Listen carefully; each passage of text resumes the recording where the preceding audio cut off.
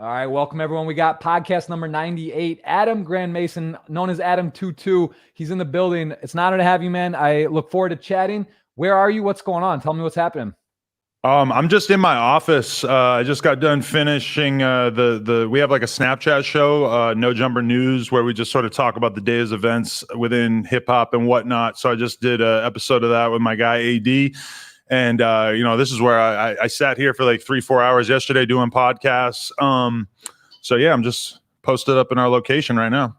I like it. I like the background. I've watched some of the content. I really must say I enjoy it, and I'm new to it in the last few months. And I know you do have an affiliation with poker as well. Tell me a little bit about that before I want to know. There's a lot of questions, man. I got a lot of questions for you, but tell me about that. What's your poker tie here? Because this is sort of a poker centric podcast, but we dive out a bit, and how do you tie into poker? No, yeah, I mean, it's kind of crazy just because poker takes up so much space in my brain, and in terms of the content I'm consuming and stuff, even though it really makes no sense for me to invest so much of my time into poker, given like the other things that I could be doing at any given time. But to be honest, it's just something that sort of seeped into my brain in the poker boom. I remember like just constantly seeing poker on TV in about 2003.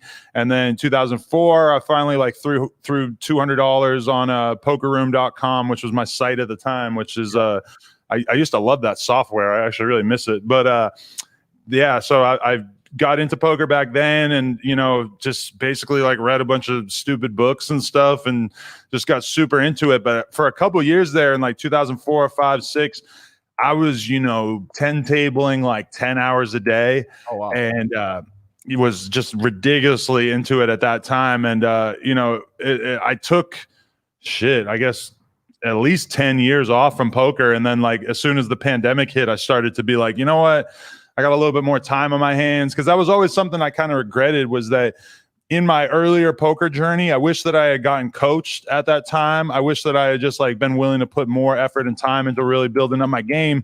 And I guess like once I got back into poker, and like, there was one thing that really made me want to play poker a lot more, was when I heard Doug Polk talking about why he doesn't play anymore. Right. And he was basically like, it's just a bunch of nerds just staring at solvers all day. And it just doesn't really, I understood what he was saying about why he wasn't interested in it anymore. But just realizing that there was this whole level of progression that had been reached that didn't exist back in the early 2000s just got me really excited about it. So I started studying with BBZ, and, just basically been working on my game a lot. I feel like I've made like huge improvements over the past couple of months, and I'm just super, I don't know. I feel like every day when I'm watching poker content online and stuff, I'm just picking up new stuff and more spots that I feel more confident in. Yeah, I did. I dove over and I saw I watched a bit of a stream. I think I literally saw your tweet, and then I went over and you had already gone offline, but I like popped back and watched a few minutes and was seeing something. It looked like you knew what you were doing. It's not like you're just like random in the game. I could tell that you had some experience within poker. So yeah, it's pretty cool. It's a fun game. And like you said, it can go down a rabbit hole, and then you're doing so much stuff, content, podcasting and everything. It's like poker. It takes a lot of time. You play these tournaments, it can take 8-10 hours, and you're sort of in a lock space. So it's a bit tricky to just sort of dive in a little bit. You kind of either get really into it or not, but that's awesome to see you there. Tell me a bit, for those, again, maybe don't know, because you're not as much into poker. You do podcasting. You got a really successful podcast, No Jumper. Congrats on all the success. I see, millions of followers, get tons of engagement. How did that come about? Tell me a little bit how you got into that, because I believe you were doing BMX stuff growing up, and then how did that sort of happen? Right. So it directly connects to the poker thing, because in those early 2000s years, 2004, 2005, et cetera, I was, sitting around playing poker all day, every day. And so I ended up having a ton of time to sort of, traverse the internet. And I was just, always kind of looking for something online to fill up the space in my brain in between playing hands and whatnot. So one of the things that I got really into was just paying attention to like all the hip hop blogs that were popping up at that time. Like 2005, you started to have sites like nowright.com and Two Dope Boys and all these sites that were basically just like independent hip hop news outlets and new music outlets that were popping up. And this was like, I realized pretty quickly, like, oh, I don't even feel the desire to buy the hip hop magazines that I was buying because these blogs are basically filling that void. So at the same time, you know, I've been riding BMX bikes since I was about 12 or 13 years old. And at this point I was maybe 22, 23.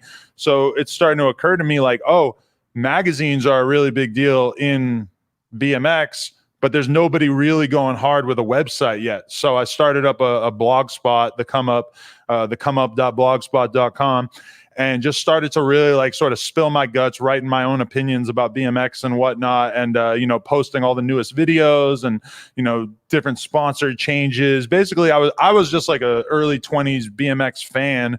And I just sort of like got this in my head, like, oh, I can run a BMX website that will just have all the information that I think is relevant and interesting. And, you know, it's pretty convenient because it was playing poker and being online, playing so much that was really giving me sort of the space to explore that kind of stuff. And that really took off, you know, within a couple months of starting it, or maybe, you know, 6 months of starting it. It was going well enough that, you know, at that point, I think I had become really disillusioned with poker by like 2007 or something. And I don't think I was a winning player anymore. And I was just really, you know, having a hard time with the variance. And so at one point when I started to make maybe like $3,000 a month from the website, I said, you know what, fuck this. And I withdrew all my money online. And I said, I'm going to just spend all my time really trying to make this website pop off. And I think it was probably a pretty good idea for me at the time. And you know, we started to do pretty good. And I was doing that all through, you know, I started that website 2006. And maybe through like 2012, I was really primarily focused on just running like a website and a blog. And then around 2012 was when I realized, oh, social media is taking over everything. And it might have took me a little while to realize, but I realized social media is going to make blogging obsolete at some point. Yeah. So I started to like really work on like, you know, becoming, you know, more of a figure, or a personality myself, as well as, you know, just improving, doing YouTube content, figuring out like how I was going to sort of, you know, like what is it to write a tweet in a way that'll go more viral versus, you know, writing a tweet in a way that'll probably just stay within the boundaries of your existing fan base. And you know, the social media challenge really started to become a huge thing for me around like 2012, and just started working at it.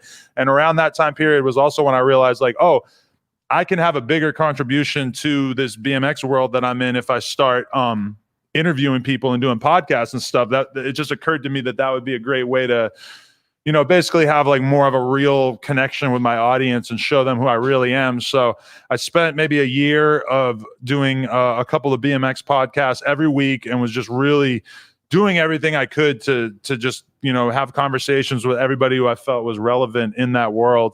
And then over time, I started to, you know, meet a lot more like underground rappers and stuff, basically like the early days of the SoundCloud rap scene. Let me interrupt you for a second, because I just find it super interesting and similar to poker, where there's a certain type of personality or person that, you know, because poker, like you mentioned, it does have those connotations about, it can be a little bit dorky, nerdy, like closed in, you know. What you're doing, you're talking to people, you're interviewing, you're out there, you're doing social media. But in poker with Twitch in particular, and you know, there is some people that sort of like have that drive. They want to make a website, they want to build a business along the way with what they're doing. It's very hard, you know, what you did, how you do it, you know, to start with a blog and have a vision. What about your personality? Do you have a business background? Like I believe you grew up in New Hampshire. You were born there at least. Like, did you go to business school? What made you, do you think, dive in and realize, okay, it's going to become a blog? Into kind of how did you know when you started, was that your goal to make it some big production, or you just kind of doing what you loved and sort of learning as you went? I think that like my dreams or my goals like is basically progressed over time. Like at first when I started that BMX website, you know, I couldn't really see past that. Like I don't have a business background at all. I graduated high school and I went to college for 2 years, and didn't really connect with it at all. To be honest, I got really into credit card fraud when I was like 19 or 20. And made like a couple $100,000 doing that early on in my life, which is basically what sort of allowed me to have some sort of space and cushion where I was able to, you know, like poker was the first thing that I ever earned a legit living doing. and it certainly wasn't a safe or consistent living, but it was the first time that I felt like, oh, I'm independent and making a living off something without having to risk my freedom. And like once I had the blog thing going, and I sort of like reached the heights in a lot of ways of that category that I was in, because I had the #1 BMX website within a year of starting it, and I was literally just a kid in my apartment, and I had the whole BMX industry hitting me up, wanting to buy ads, wanting me to review their products, wanting me to do whatever.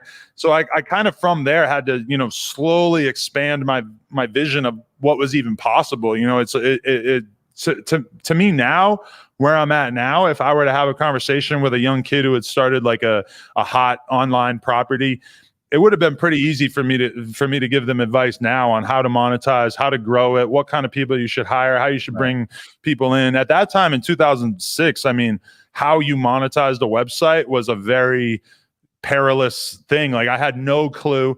And even beyond that, like the idea of being a YouTuber, it didn't really exist yet. I think that if there was people like you or Doug or Joe Ingram, et cetera, at that time when I was early in poker, that I would have probably seen that vision and said, oh shit, I could be like a poker influencer. That's amazing. Now that vision is very clear to a lot of poker players. In 2006, it was not so clear to me yet. And I still feel like it's taken shape in a lot of ways. Yeah, and to your point though, I think it's interesting because poker's so niche, right? Like even there's a cap. Like there's people love poker, but it's sort of in a space like what you're doing and I guess BMX, and then jumping now you're in the rap scene and doing other stuff. Like it's a huge, the unlimited growth, and you can see that with your numbers and with your show. So I mean it's pretty cool to see like how much engagement. Does it surprise you? When you see you put up 15 or 10-minute clips, you're getting million views, and like when did that start sort of erupting where it was like it kind of went viral? Because I mean those are big numbers. I mean even for YouTube standards or whatever, you're getting massive engagement. How did you have a marketing plan to just sort of was there a moment that sort of took off where things just sort of like skyrocketed? Right. So I started doing all these BMX interviews, and I was staying really consistent with that. But I mean BMX size wise, I would say is more in the category of poker in terms of like the number of views that you could maybe potentially hope to get on something. Like I think my biggest BMX podcasts were doing maybe like 30, 40, 50,000 views on YouTube and whatnot. And then I started to like interview some of these underground rappers because I didn't realize it at the time, but I was basically, because at that point I had a bike shop in downtown LA that we started in I think 2013 or 2014. And that was really cool because, downtown LA at that point was where a shitload of the rappers like, Lil Peep and, Ski Mask the Slump God or XXXTentacion, all these guys were basically just like dudes that I knew because they were in this sort of like local small underground rap scene. And I started to do interviews with some of them, and then that scene itself just exploded. And it really exploded because of or probably like the biggest person that came out of that was XXXTentacion, who I interviewed. I think I interviewed him when he had 20,000 followers, so he was like a very small internet phenomenon at that time. And then pretty soon after, he went to prison and his music started really exploding. And all of a sudden I had, Future's manager is hitting me up, and ASAP Rocky's manager is hitting me up because I for a short period of time was like managing, quote unquote, him. Right. And then he exploded so much, but he was locked up. So it was like my interview with him that he did when he was like 18 became kind of like the blueprint for his career. And then that just ended up having such a huge outsized effect on my platform that all of a sudden I had tons of sort of established industry rappers hitting me up and wanting to do content and stuff. And, I sort of saw the vision and I saw what was going to be possible in that environment. So I just sort of like dove in head first and just started creating as much content as I possibly could.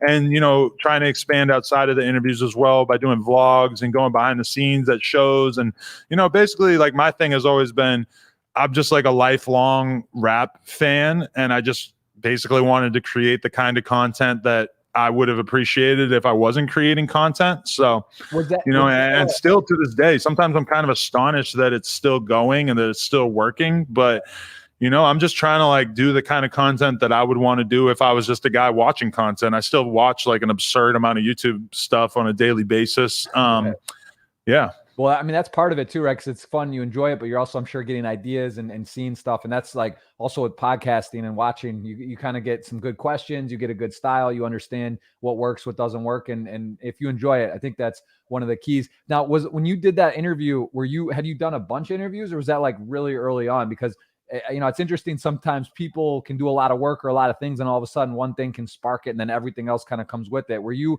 already doing a lot, or was that XX Tenacion? Was that like one of the early things you did and that blew up right away, or were you already sort of established, but like that really elevated everything you were doing? I mean, I really got my feet wet for like a year or two by just doing all those BMX interviews, and because I remember when I started doing a podcast that I had to keep telling myself, I don't know if I'm going to be good at this. I just want to try. And if I suck at it, it is what it is. But I know that I can get better. I think that I'm like, you know, because I had that idea in my head. Like, I feel like I can talk on camera, but I wasn't really sure how receptive people were going to be to it. So I think when I interviewed X, I maybe had like a couple dozen hip hop interviews under my belt, you know? Right. But yeah, definitely nothing that would have indicated that interview would go as crazy as it did. And I mean, for me, it's always just been like, I want to do good content. I try to remove myself from what the views might be or what the reaction might be, because that X interview, you know, I did that interview when he had 20,000 followers, and it ended up being the interview that probably changed my life more than any other interview. Right. So I try not to like stay too focused on what's going to bring in the views in the immediate short term, because the biggest things that have ever happened to me were basically taking chances on smaller artists. So, you know, I try to just very much like use my judgment and my viewpoint of what's going to be interesting. And I mean, I still have surprises all the time. Like, I interviewed a couple of the dudes who are basically just straight up Bloods, like gang members that sort of helped initiate Tekashi 6ix9ine into their world. And that, I mean, I got like, I think 2 million views on that one this year. And that, I mean, these guys are, you know, they're basically just gangbangers, and they just had an interesting story to tell about somebody who blew up. So, I mean, I'm kind of constantly surprised by what stuff people will gravitate towards. But I think at the end of the day, you just want to try to just make good stuff and just hope that people gravitate towards it in the long term. For sure. Well, you're very well spoken, and it's it is very cool to see, you know, podcast development. I feel like nowadays I kind of think it's interesting. I'll see, similar to Twitch, but so many people are trying to get into podcasting now. Like, you just see it. Like, I hear, oh, someone's starting a podcast, and it's similar to Twitch. It's very hard, you know, like to do a podcast. You got to line up the guests. You got to talk to them. You have to have a team usually that helps you out. I would like to know as well about your team and how it's grown, because I'm sure, you know, you have a pretty big production. You got a lot of content going out. You're doing it. I would imagine you're not doing the thumbnails and the YouTube. Like, you have a team, I would have some degree, that does stuff. So it's like, you know, people, I think they think about it. They want to do it. They're like, oh, it could be cool. I could talk to people. I know some interesting people, but it's really difficult. Similar to Twitch. It's like, you know, and I want to ask you about Twitch as well, because you started Twitch, and you know, you have a massive following, but Twitch is brand new, and like how that process is. Was that like intimidating? You got to learn OBS. You got to do this stuff. It's a little tricky too, because you go on there, and not that the numbers even really matter if you do it and you love it, but it's like kind of hard to start something new and basically have no engagement, right? You have 8,000 followers on Twitch. People don't really know about it. It's a different sort of world. Poker, you get on there and you're like learning something. So tell me about like how that is, like to start with something kind of brand new. And is that difficult for you, or do you just love it and just don't really care about, you know, that process of, do you enjoy it when you're starting something basically from scratch? Yeah. I mean, the way I feel about poker is that, you know, the money really doesn't matter to me. Like, you know, even if I were to win like one of the biggest, you know, if I were to win a tournament and win, you know, 20, 30, 40, 50,000, I mean, that wouldn't really like have that big of an impact on what I got going on. Yeah. It's just a pure love of the game and really wanting to get as good as possible, you know, and I see the vision through like a lot of these guys that I watch who make videos about studying stuff. I can't say enough about how much BBZ has impacted the way I think about poker. He's been on the podcast as well, Jordan Drummond, and you know, he's on Team Party Poker with myself. Great guy, right. Great, you know, creator, great he puts out a lot of content, and you see how deep a game it is, right? It's like people who like think poker, it's funny to me and it makes sense. Like if I hear, chess or backgammon, games you don't know, but like poker, the amount of works, like you mentioned, solvers and studying, like the top, I'm talking the 0.01%, the best players in the world, like they're doing incredible amounts of work and simulations and studying. People think you go to a casino and sit down and you're just going to like, oh, I know like a straight, beats three of a kind and a flush beats a straight. Like, that's not how poker is, right? And it's important to understand that, because if you just dive in and think that, you're gonna get kind of wrecked, right? It's important to know where you're at and realize like what you need to be, to take it to the next level. So it sounds like you have a really good coach and a really good understanding of kind of at least where you're at and what's going on, because it is a deep game for sure. Yeah, no, I mean it's definitely a game where it's funny to think in like 2003. You could kind of like just get online and read a couple books and probably have a pretty decent chance at having a positive win rate at that time, especially if you were willing to like dive into the forums and work on your game a bit. Whereas I feel like now, people say to me like, oh, I'm thinking about starting to play on ACR just to make extra money. And I'm like, no. Like this game is not so easy these days. Like if you want to like have poker be a consistent source of income for you, you're going to have to, really, really put in some work and really like work your ass off. But yeah, I mean, in terms of Twitch and stuff, I actually really fell back on streaming poker just because streaming, I think more than anything, sort of showed me the holes in my game, both from realizing that I wasn't able to verbalize like why I thought I should do certain things. And, once you have the chat and they're criticizing you and stuff, and it starts to, that made me really realize pretty early on, like, oh, fuck, like I have so much to lose that I really need to work on. But now I'm starting to feel a lot more confident in getting back into it and everything. So yeah, but I mean, in terms of poker, it is kind of odd because so much of my audience doesn't really know anything about poker. Right. So I do sometimes feel like I'm kind of exposing a big chunk of my like younger audience to something that they don't really have like a cultural understanding of, which would not have been the case at all. And when I was 19, you couldn't turn on the TV without seeing poker. You couldn't drive down the highway without seeing a billboard for a poker site. It's coming back. I mean, it is U.S. States legalized, Michigan, Pennsylvania. They have Nevada, New Jersey's already running. West Virginia, there's some other, stuff on the bill, and it's a great game. I mean, poker is one of those things that really does apply to a lot of areas in life. And I think it's a great thing to be able to do, but same thing. You don't want to promote it. You don't want to push some people maybe that you're like, oh, like poker's great. And you push them down a hole, like put them in a spot where, you want to be honest. You want to tell them, look, it's not easy. It takes a lot of work. Don't, start really small, and you gotta, the people look up to you and influencer. Same thing. I feel responsible. Like I want to let people know, hey, this isn't like, I'm not trying to sell the dream that, hey, play high stakes tournament poker and, go crazy and quit your job and play poker. Cause that's not really, that what the lesson is. I think, you want people to understand it, realize it's a game you can work at and get better at, and not try to like sell a dream of like, playing professionally is the way to go. Cause I think, and that's important, to let people know that. And I see that's sort of what your message is as well. And how you say, and already talking to you now, that's not what you're saying. You're saying like, look, it is hard. You got to work at it. And if you're going to do it, start really small and learn. You don't want to dive in and go nuts.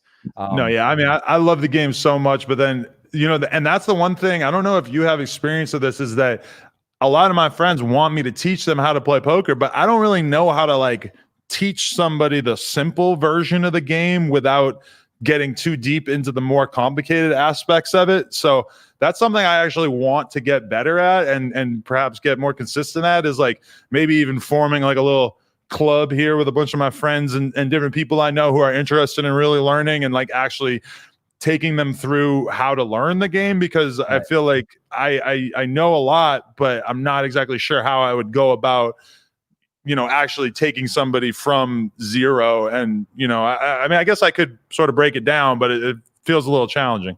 Yeah, but I mean, to be fair, you could almost do that. Say let's just say you gave someone a blueprint on how to start a podcast, like same kind of thing. It's like, it looks kind of simple, but it's not. Like you could give them some steps. You got to start with this. Here's the equipment you need. Here's how it works. Like here's it's a lot. You kind of have to do it yourself and dive in. You can give sort of a playbook, but it's just, anything you want to really get good at, you got to spend a lot of time and sort of go through the the sweat of it all. So it's interesting. Let me transition here to you're about to be a father. Thank you for coming on today. It looks like it could be, you might even have to go, right? I mean, a couple days, it could pop anytime. I mean, she's a couple days away. I saw an Instagram story, like within 2-3 days?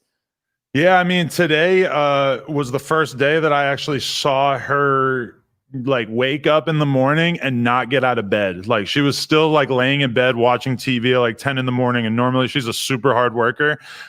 So that was kind of crazy to me, just to realize like, oh fuck, like you're far enough along in this that you're not trying to get out of bed. So yeah, I don't know. I mean, me and my girl, we've been together 4 years, and about a year ago we finally it was actually on Halloween last year. We went Halloween out with my nephews, and we just sort of started to realize, like when we were looking at all these cute ass kids, like, oh shit, like what are we really doing that we couldn't do that as well? And like, we started to have the conversation, and then all of a sudden here we are.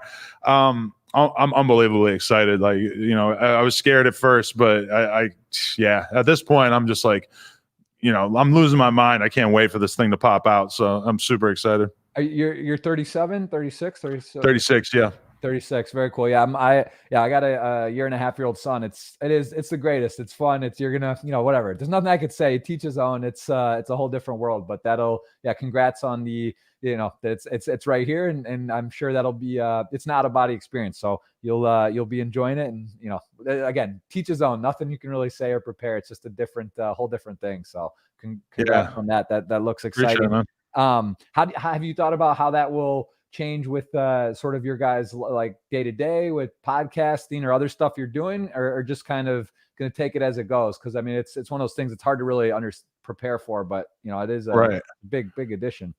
I mean, on one hand, I feel like I work my ass off, but on the other hand, owning my own business and everything, I do kind of have like a lot of freedom to be able to be in and out of the office. So I feel like when I really think about it, I think I'm going to be able to like carve out a very nice amount of time to be able to spend with the family and everything. So, I mean, poker is one thing that I wonder, like, am I going to be able to be in the back house streaming poker for 14 hours on a given Sunday? That might be a little bit more of a challenge, but I'm also, I'm totally planning on being like posted up on the couch with the laptop, and she's breastfeeding, she's cuddling the baby, and I'm over here and I got my 6 tables going, and I'm still managing to be a good dad while I'm playing.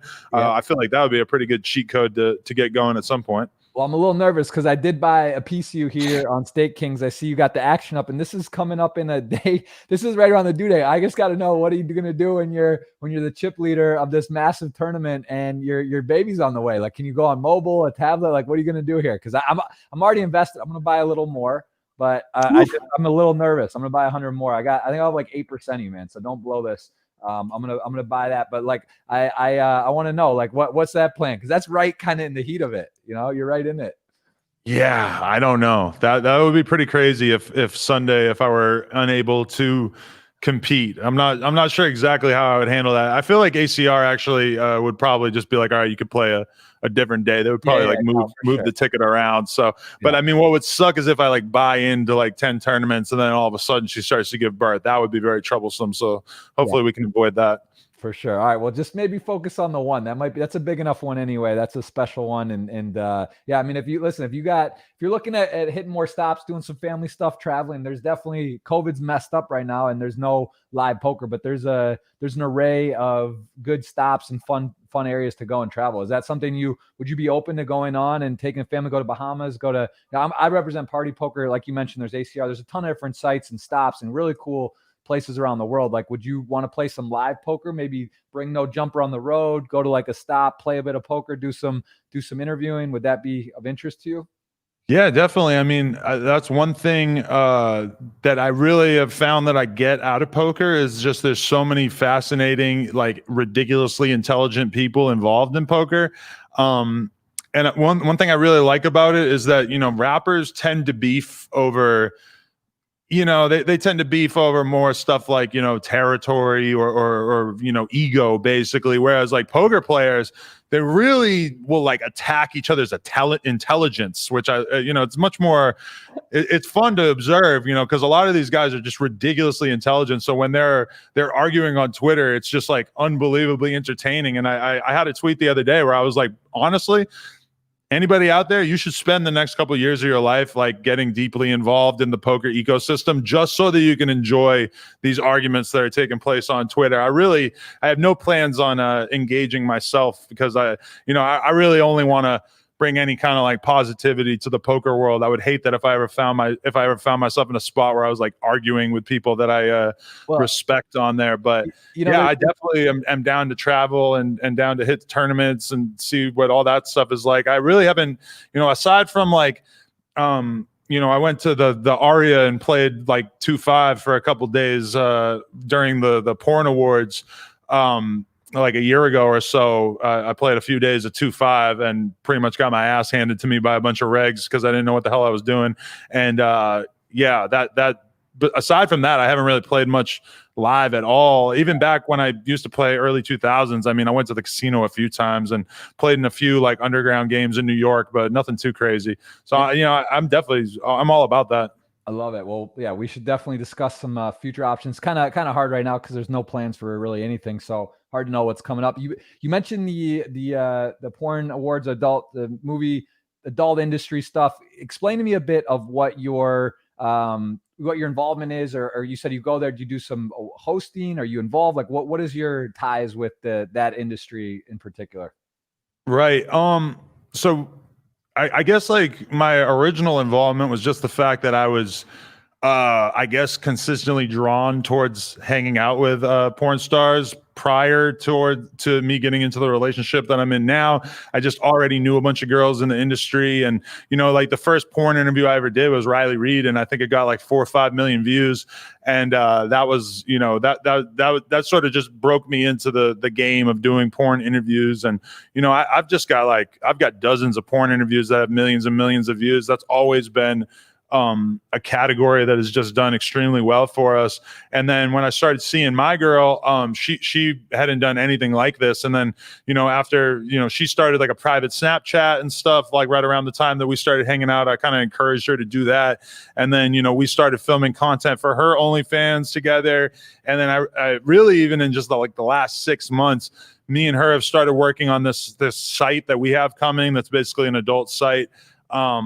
So that's kind of me like officially, formally, like really entering the porn world, which, you know, it's kind of been this like slow, gradual thing of realizing that I don't mind doing it. I actually like doing it. I actually, you know, aside from even just the money, it's just like enjoyable to me. I actually appreciate the art of it, I guess. And it's just something, it doesn't bother me. I feel like for a lot of people, it would be really hard for them to make that leap of thinking that it was okay or normal to do porn or whatever. And for me, it just, I didn't have that much of a thing to get over. It just seemed kind of natural to me. And I actually genuinely enjoy it. And I honestly, this new thing that me and her are starting that I can't go into too much detail about, I'm pretty confident that it's going to be one of the biggest things that I've ever done in my entire life. Cause it's kind of like a whole new take on an adult site. So I'm pretty excited about it, to be honest. It's interesting. I mean, again, I gotta say, I think that your point about poker players and being very intelligent, or, you know, at least the ones maybe you follow or know, right? The successful ones makes sense. But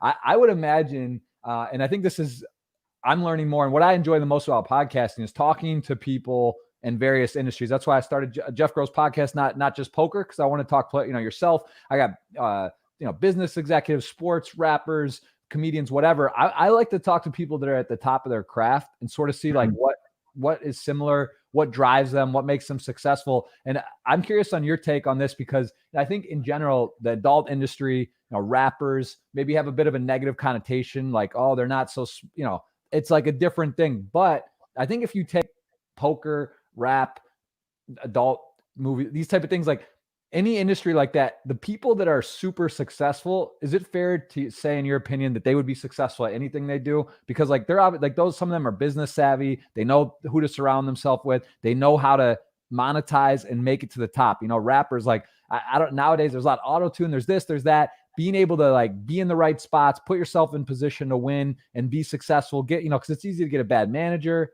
bad marketing, not get the right exposure. So I don't know. Like what do you think on that? Because I would kind of argue that people that are at the top of those industries in general are just in general pretty intelligent, but maybe not. I mean, not always. Just like poker, that's not always the case. But like, how do you feel on that? Like meeting successful people. No, that's definitely true. Like early on in my time going to adult conventions and whatnot, I sort of had that impression of like, oh my God, these people are so weird. There's so many strange people that end up in this business. But then, like I think in reality, there's just a shitload of people who involved in the game, and some of the girls who are, basically probably mostly famous for their looks. When you actually get down to talk to them about how they run their businesses and stuff, it's pretty inspiring. Like, somebody like Riley Reid, where, I mean, I've had conversations with her about business, about how much money she's bringing in, about the different types of content that she does to appeal to different markets. I mean, she's basically just running a business that she is the star in. And it's really, from my perspective, it's not so different than podcasting, because a huge percentage of the content that these people are doing is basically like collaborations, right, where they're working together with different girls and sort of overlapping their fan bases and whatnot. I don't really, yeah. I mean, like I could see how some people might have, a negative view of the average porn star, or the average rapper, but rappers, I would say the same thing. A lot of them, they're not maybe college educated, or maybe they don't speak in a language that immediately seems as if they're mega intelligent to some people. But yeah, I think if you can sort of like see past some of that, some of the rappers I've talked to have just been, jaw-dropping, inspiring as fuck to me in terms of just. I mean, they're so gifted and talented at what they do, and they even then, it's like you could say this about athletes. The best athletes in the world. Some of the best athletes in the world probably you never even heard of, or never even got to college play basketball, because there's so many other factors, attributes you need to be successful, right? So it's like same with like Eminem or someone. It's like, yeah, he's talented or whatever, but like to be driven, motivated, make some key decisions in spots that are intuitive or not. You have to get it right, or you just don't get, you get screwed or don't make it. So yeah, I think it's really interesting. It's also kind of crazy, like, those industries you talk about, like cannabis, porn, poker, like they're kind of, and again, I'm not here, I don't want to like judge or say whatever, but those industries like banks, they don't get really favorable treatment in a lot of spots, and they get kind of looked down on. Well, obviously different. I'm not saying they're all the same, but kind of in that bundle, those are sort of categories that get frowned upon, poker included. I mean, poker is the kind of tied in with gambling, even though it's completely, it is a form of gambling, but it's not like sports betting or roulette or blackjack, which, most people would know, but some maybe not think. But, it does get kind of tied into like a negative connotation historically, which I think is unfair. But it's part of what it is, right? It's just like people don't know what they don't know, and it's easy to judge or look at things, and it's a bit tricky. Yeah, and I mean, just think for a second about how much the game has changed in terms of sex work and adult content, where there was a time, even up until just a couple of years ago, where if you wanted to make your name in that world, you basically had to sort of submit and just go to these directors and producers and just sort of fall in line and do whatever kind of content that they wanted to do. And now you got girls making hundreds of thousands of dollars a month off of basically doing whatever the fuck they want to do. They're on their own time. They can work with their boyfriend, or they could just do stuff solo or whatever. And so you've got this like whole new league of women, and I mean really men too. Like I know a whole bunch of like male porn stars who do extremely well, and they're totally in control of their own destiny, and they don't have to fall in line with these producers and stuff. And if anything, the producers are the ones who are sort of scrambling to figure out what their role is in this world. And that to me is something that's like hugely inspiring, just seeing the way the adult industry is being twisted on its head, where all of a sudden, like, you have somebody like Mia Khalifa who comes on and says, oh, I only ever made $12,000 off of porn. I mean, I know tons of girls who make hundreds of thousands of dollars a month, and they don't do anything that they don't want to do. So, I mean, the game has sort of been like flipped on its head, which is pretty amazing to see, to be honest. Well, it's like I said, it's interesting. I know nothing about it. I've, like in terms of the economics and how that stuff works, but I've just like a lot of industries, they are changing technology, sort of understanding and thinking and different things. But is it fair to say on No Jumper, how would you break down your pie chart of guests? Are you doing, it's primarily rappers at this point, or what can people expect when they watch No Jumper in terms of guests?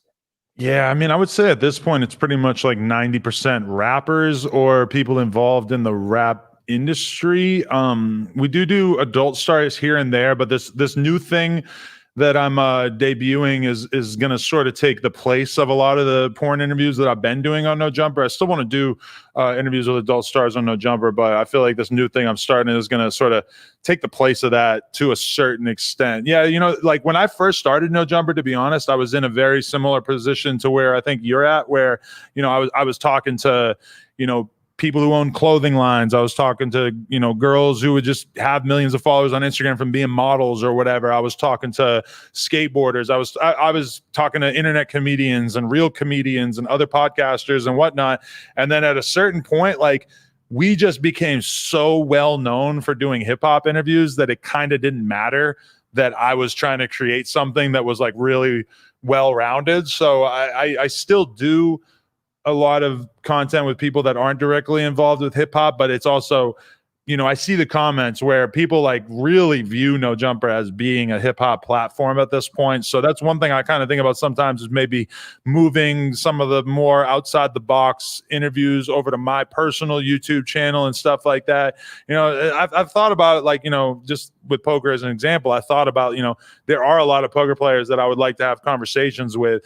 But at the same time, is there necessarily really a reason for me to throw my hat in that ring when there's so many people doing poker content right now that I think are probably much more knowledgeable and qualified? So, you know, that's something that over time I might be interested in doing more of. But also, you know, there was very much a period when I first started doing podcasts where doing podcasts seemed like that was my networking opportunity. Like, that's my way that I'm going to get to meet all these people that I'm interested in and find ways to sort of worm my way into the game. Now I'm much more inclined to just listen to podcasts with other people and not feel so compelled to necessarily create content with everybody. But, you know, I do spend a good amount of time thinking about like what the perfect poker media company would look like. You know, you see mostly right now it's people like you and Doug and Joey, et cetera, who really build like personal identities within poker that they're able to then, you know, build businesses on top of. And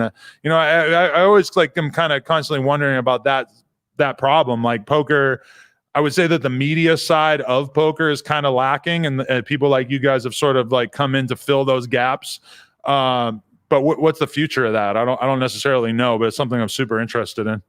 Yeah, I agree completely. What is I got to ask you about this, because I actually watched this clip. This was on the main page the other day, and I kind of wanted to understand the energy here, because it was the Black China walk out of the thing, and the whole interview was kind of wild. And I thought you did a really good job, and she didn't seem interested to be there. But how do you deal with you know, you've done a lot now. So like when you have a good vibe and energy with someone, can you tell like right away if you're going to have a good podcast or not? Or like what was that about? Cause he seemed just like, this is strange. Like, I don't get why she would come and then not want to answer any questions. And like, how do you even, you know, have you ever dealt with something like that? Or is that like a one of one?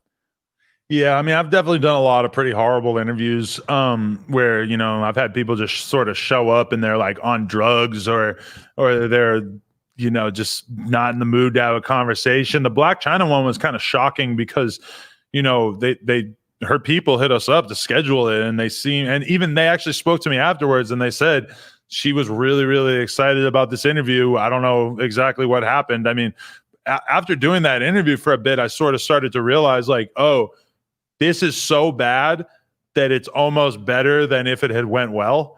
Right. At some point, there's a tipping point where you just like, it's just going to be like, interestingly, so crazy. You said it in there. You're like, oh, this is good. This is going wild. And like, at some point she had to walk off. Right. It was just like, there's really not, like you're saying, how could I end it? Like, I don't even know how to end it. It was just like, it was bizarre, but I thought you handled it really well. And it was just strange. Like her whole attitude and mannerisms and everything. It was just like, she didn't want to be there, but they like reached out to come. It doesn't make sense to me, but I don't know. I just didn't. But you know, a good thing came from that, where like her and Amber Rose used to be really good friends, and then Amber Rose hit me up to do the interview right after that Black China one came out. And I think that it was a little bit of like a thing where she wanted to show that she would give me a really great interview because Black China gave me a bad interview. So, and right now that shit is super viral. Like some of the things that Amber Rose said about dating Kanye and stuff is like on TMZ and it's on Complex and all these different things. So, you know, at the end of the day, even the Black China interview going poorly, I still felt like, you know, just the fact that she even came on the podcast in general, being so famous, probably was a good thing regardless. No, I mean, there's no question. Like, I think it was. I mean, it was one of those things too. I just couldn't take my eye off it. Like, I was watching, I was like, what's gonna happen next? And again, I thought you handled it very well. It was just like her energy was just not aligned. Like, you could just tell she was not really engaged. Like, she was just, for whatever reason, but that happens, right? People have a bad day. Something else happened, or you touch a question that is personal to them and you don't really know, but like they don't want to answer, and then they get so like you just don't know. Like, it can trigger, someone can get triggered on something, you just never really know. But yeah, I just thought it was interesting, and I thought you did a good job, and it was just kind of interesting to see how that played out. I appreciate it. Like sometimes I have people in and I know so clearly in my head what the fans probably want to hear them talk about. I know what I think is interesting to hear them talk about. And then people come in and it's you can kind of tell that they live in a bubble where they don't really have people asking them questions that they're uncomfortable with, and they don't necessarily, like, you know, they're just not clued in about that. Like, if I sit down for an interview and somebody asks me all kinds of controversial questions about different shit I've been involved in, I'm happy to take that on, and because, you know, I feel like I'm a little bit more connected to the real world. Whereas sometimes with somebody like Black China, I feel like she lives in a bubble where she doesn't have to deal with somebody asking her tough questions. Right. So she probably got a lot of yes women around her, yes men that are just sort of like on her, you know, they're never going to put her in a tough spot or any, you know, like you're saying, they just want to sort of let her do her thing. And then she gets maybe caught off guard when someone's sort of trying to get the, I would assume. Okay. Well, that's, very interesting. And what about your team? Tell me a little bit about No Jumper. Like what goes into that production, the clips, the media, like, you know, top to bottom, how many people do you have kind of working and helping you produce this type of output? Shit. Okay. Let me try to account for everybody. So I have, Josh, who's my brother-in-law, who's actually kind of he's sort of like an organizational overall manager of the whole thing we have going here. Okay. We have Trev and Yuri, who are two in-house editors.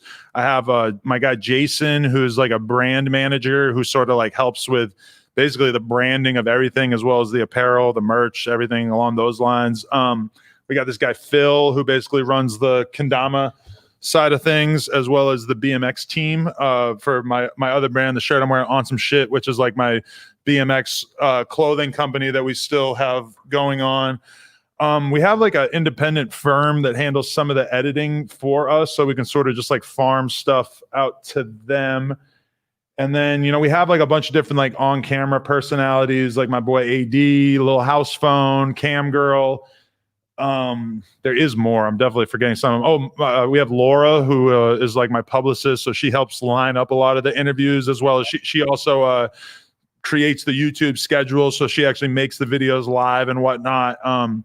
We have a couple girls or a couple of people in general who just help with the social media side of things, because that's like one of my big goals, is basically to have No Jumper, like, even outside of me doing podcasts, I want it to very much be known as one of the best sources for breaking news within the culture on Instagram and Twitter and Facebook and whatnot. So that's a big chunk of it. I'm definitely gonna. That's a lot of people. I'm definitely forgetting people, but yeah. People. So you have a big team, and when you first started, though, when you literally did your official first podcast, how many podcasts do you have roughly now? Would you say, like, across everything, say from BMX and whatever, any rappers total? Like, do you number them, or do you just kind of put them out? No. Like, if you had to guess, is it 500, 1,000? If I had to guess, I would say probably 1,000 plus. Wow. So that's a lot. And especially if we include the BMX podcasts, and that, I don't know. 1,000 sounds like a safe bet, but I'm not actually sure. That's pretty incredible. What is the ultimate plan of No Jumper? Do you want to like sell it? Do you want to get like, you see Rogan obviously got bought for whatever, was it 100 million or something crazy, to go exclusive on Spotify? Like, do you think about that type of stuff? Do you just kind of go with the flow, or do you have any idea sort of what you think No Jumper is worth? And is that like a goal to sell to someone, or do you just kind of put your head down and just working at it and not really thinking about that right now? Yeah, I mean, selling, I guess I could, I would consider the option at some point. I'm not sort of like deluded enough to think that that would never be an option, but I would say that my actual goal is basically just to run the best hip hop centered media company that I possibly can.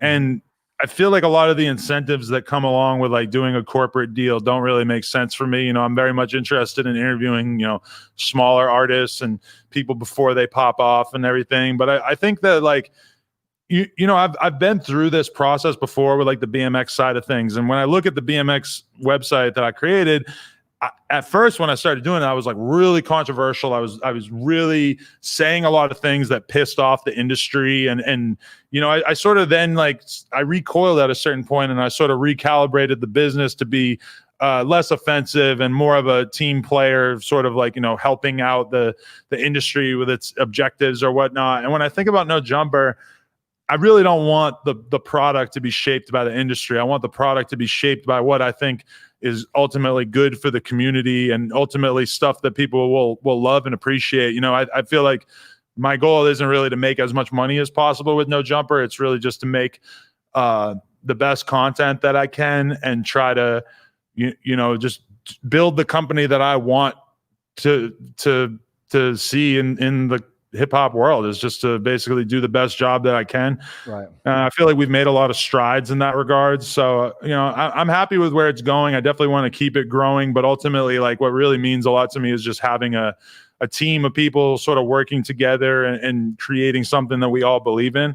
When I think about the porn side of things, that's much more something where it's like, oh, wow, like this is something that is probably going to make so much money that whatever No Jumper is making maybe won't matter so much to me in a couple months or whenever we launch this thing. So I don't know. I mean, I'm trying to keep my head in the right space of like, the way I handled my business differently in the BMX side of things was that, I wanted to make $10,000 a month. That was my goal with the BMX side of things, is that I was pretty much willing to do whatever to get to that point.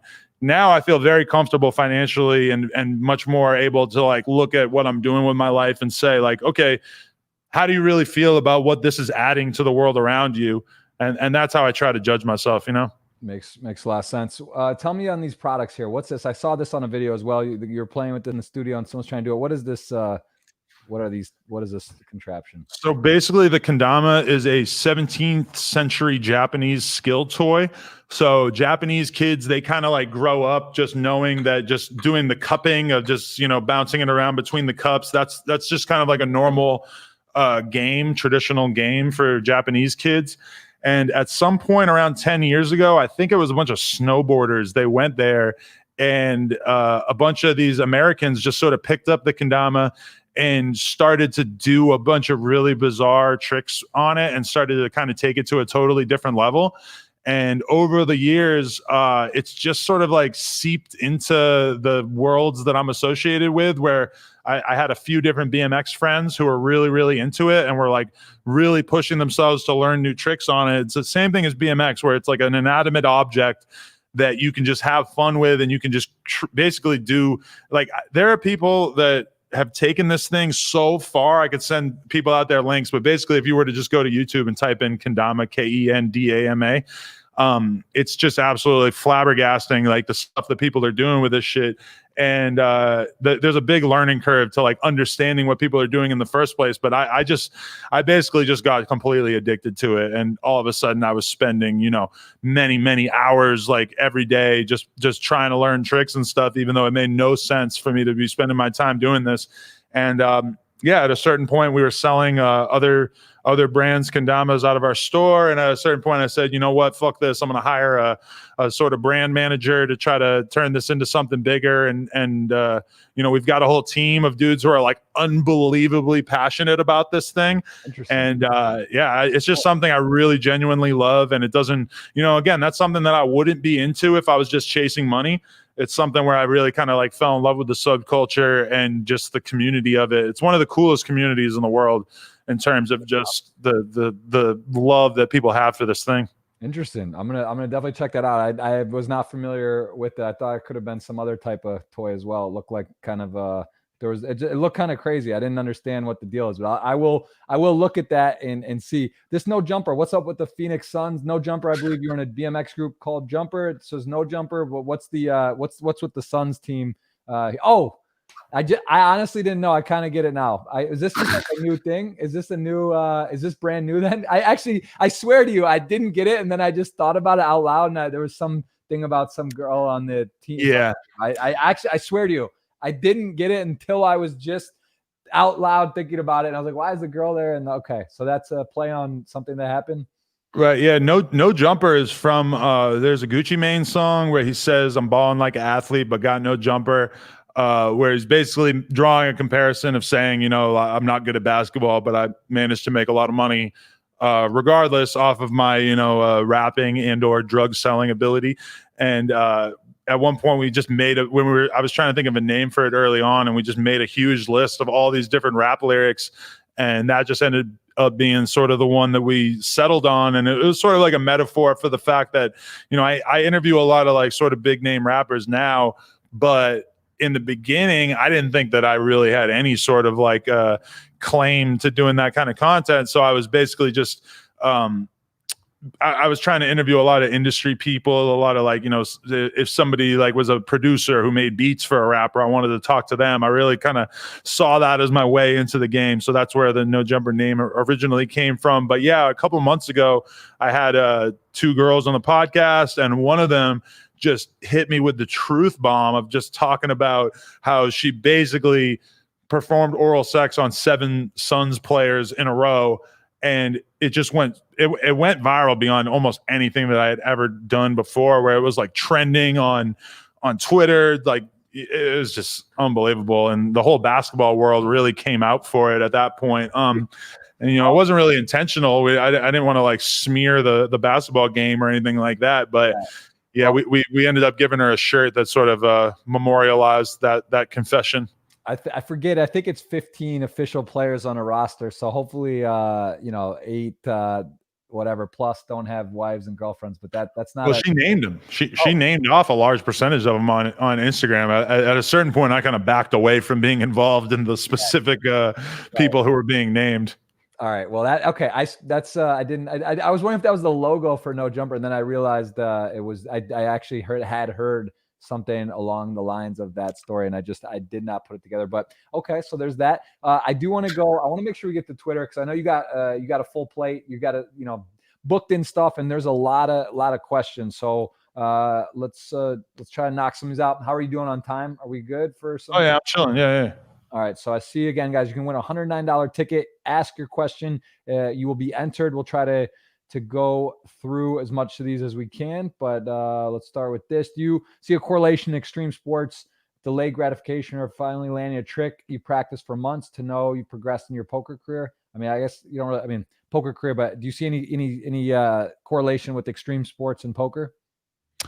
Yeah, definitely. I mean, that was very much what drew me into to BMX in the first place, was that I never really felt like I was I never had that mentality of like, oh, I'm gonna pick something I want to be good at, and I'm gonna work really hard at it, and then eventually I'm gonna get good at it, and I'll be able to sort of like build upon my skill set. And then BMX was really the first thing that I found that I sort of had that relationship with, where there would be like a curb in front of my house, and I would just go out in the front yard and just work on manualing the curb or doing a 180 off the curb or whatever. And I would just go out in the front yard and just sort of thrash myself trying to learn, and then eventually got relatively good at it.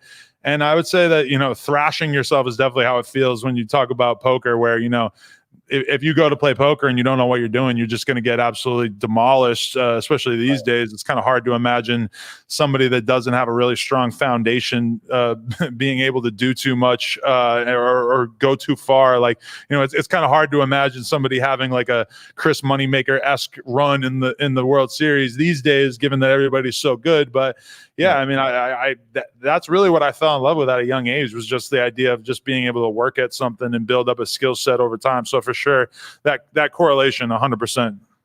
Very cool. We got a comment here. Someone said they watched you stream poker the other day. How are you finding it? But I think we kind of covered that. You are on Twitch, and you sort of went through that already. Some of these questions have been asked. So just point out, we got people in here that are watching you on Twitch already. They're taking a like, and so that's good. Hey, Sunday we're playing the Venom 2650, my biggest buy-in ever, and it's a PKO. I'm not particularly skilled at playing PKOs by any means, so look I'm betting on you, man. I got 250 says that you're gonna do well right here. I'm in there. Dude, that's so sick. You got to send me your address so I can send you some shirts, and I'll send you some kendamas and stuff.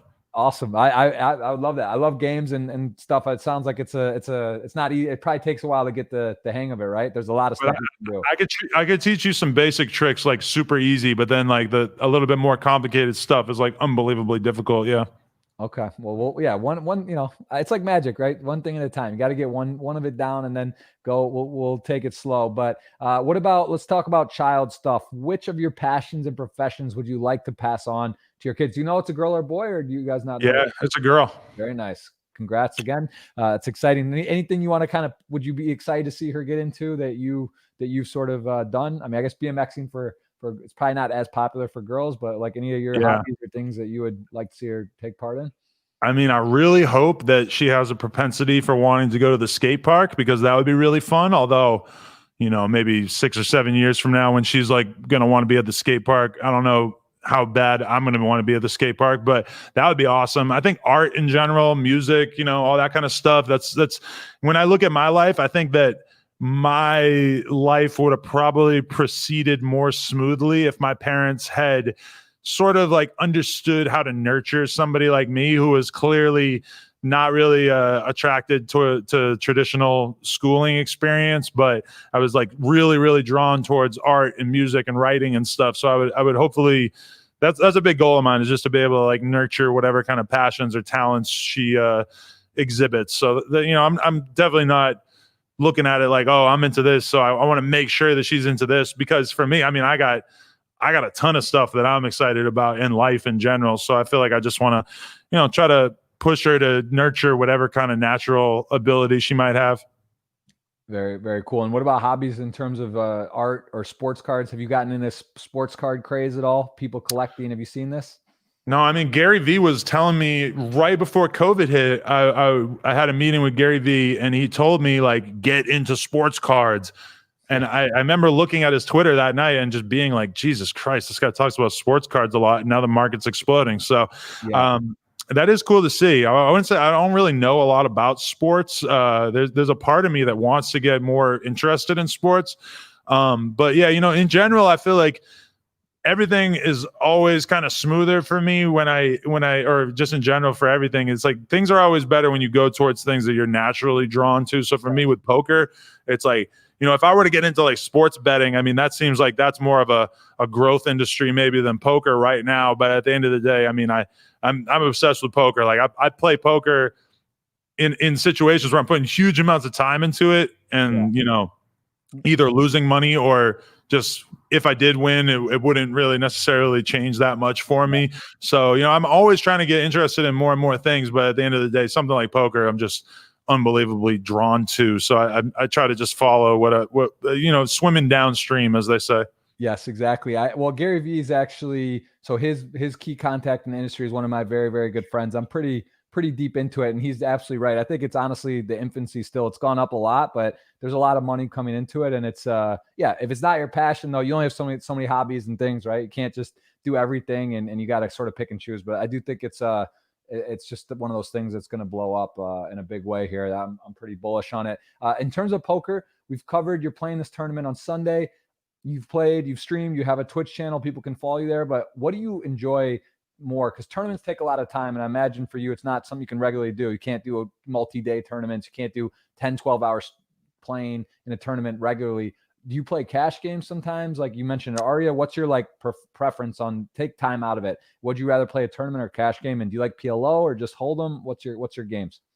I watch people play PLO a bit, and I'm kind of trying to wrap my head around the strategy a little bit more. But I mean, generally speaking, yeah, I only play MTTs at this point. I don't know that there's a lot of sit and goes going crazy on ACR, but that's something I'm also really interested in, is just sort of when I see people playing these like hyper turbos with like 10 big blinds, like that's another thing I'm really interested in. I mean, honestly, the thing that I'm terrified of is playing super deep stack poker. And that's one thing that would, like, me and Scott Ball, you know, whenever I'm talking to him about hands he plays or he sends me hands, it's like he's playing 600 fucking big blinds deep. And as somebody who plays a lot of MTTs, I mean, that's just crazy foreign to me.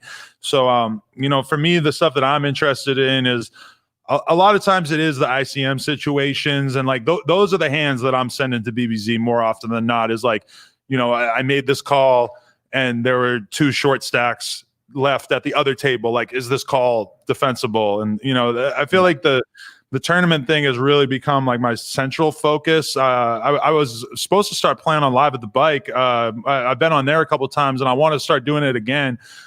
Playing those kind of crazy cash games is very appealing to me. I don't know that I'm necessarily looking to play a lot of cash games online where, you know, you're playing against, for the most part, very, very good players. Right. It's a little difficult to keep tabs on the security. You know, that's much more of a concern in cash, I would say, and definitely something I would be concerned about. So I would say I'm definitely interested in probably playing tournaments online and cash in real life, at least going forward, once you can play in real life more. That makes a ton of sense. Very cool. How has COVID-19 impacted your career? Have you benefited or been hampered by it? And what is offered new material for you to explore? So basically, yeah, has it affected you or not? And how, if so, how? So I actually got really lucky because my store on Melrose that I had open for, I guess we moved to Melrose in 2016 or 2017, sounds about right. So we were there for about 3 years, and we had been looking to get out of the lease just because that area has been going downhill a little bit. I wanted to, you know, take a few months off, maybe 6 months off, and then maybe recollect and do another store. But honestly, maybe 2 weeks after we shut the store down, all of a sudden COVID hit, and now I consider myself like unbelievably lucky that I wasn't stuck with the rent payment during the pandemic. But yeah, there was definitely a point pretty early in the pandemic where nobody was coming to LA.